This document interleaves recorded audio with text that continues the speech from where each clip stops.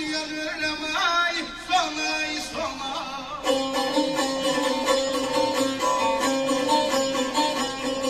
Ona secde kılayım ona baş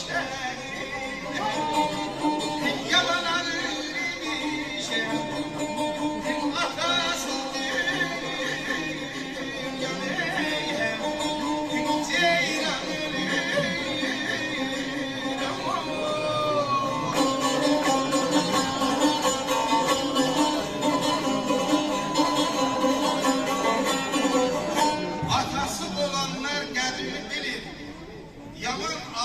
atasız dünya.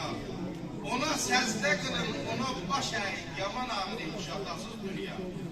Kapıya bakıram, kapını açmır. Şəklinə baxıram, dinmir, danışmır.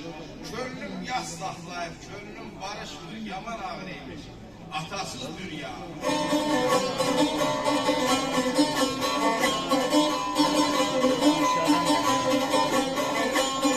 Hayatdan, baxçadan gül səsi getdi.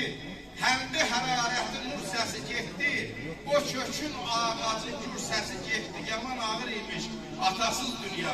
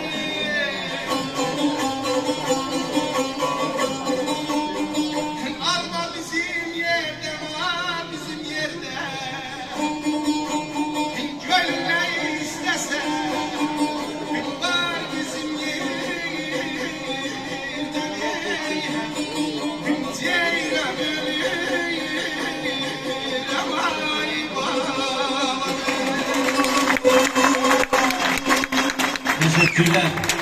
Siyus Hanım sağ ol. Aşık rahmetli Aşık Hanım'ların devamlısın.